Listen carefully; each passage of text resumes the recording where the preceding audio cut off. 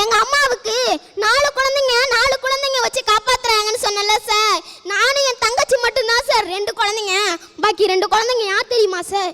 எங்க அப்பா விட்டுட்டு போனாங்களா சார், அவங்களோட அப்பா அம்மா சார். அவங்களோட அப்பாமே வச்சு காப்பாற்றணும்னு நினைக்கிறாங்களா சார்.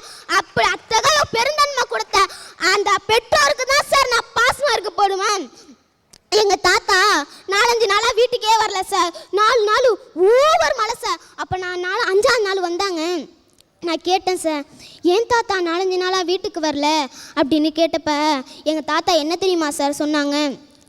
பரீட்சை நேரமாக இருக்கும்மா, நீ படிக்கணுங்கிறதுக்காக நான் படுத்திருக்க இடம் மட்டும்தான் நினையாம இருக்கு, நீ படிக்கணும்லம்மா, அதனால தான்மா நான் 4-5 நாளாக வீட்டுக்கு வரலன்னு சொன்னாங்க. அப்போ என் மனசு என்ன தெரியுமா சார் தோணுச்சு? நம்மளும் படிக்கணும், படித்து ஒரு நல்ல நிலைமைக்கு வந்து வீடு கட்டணும்னு தான் சார் தோணுச்சு சார். நீங்கள் எங்கள் பக்கத்து வீட்டில் குழந்தைங்க இருக்காங்க சார். அப்போ சார் அவங்க அப்பாவை, அப்பா எனக்கு அது வாங்கி கொடுப்பா, எனக்கு இது வாங்கி கொடுப்பான்னு சொல்லுவாங்க.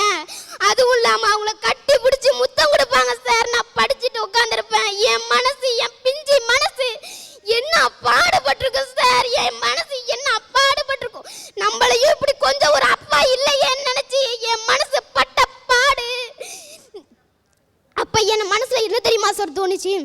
உங்க அம்மா கஷ்டப்படுறாங்க, நீ படிக்கணும்னு தான் சார் தோணுச்சு. அதனால தான் சார் சொல்றேன். எனக்கு என்ன தெரியுமா சார் லட்சியம்? படிச்சு IAS ஆகணும் சார்.